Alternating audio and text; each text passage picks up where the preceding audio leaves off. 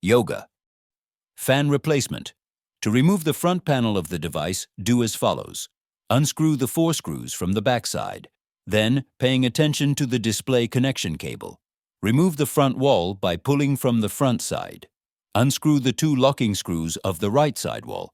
Then remove the right side wall by pulling it from the front side. Identify and remove the screw locking the motor to the fan. Remove the 4 screws securing the motor. The motor can now be removed. Remove the 4 external screws of the front tripod mount. Then remove the front tripod assembly unblock.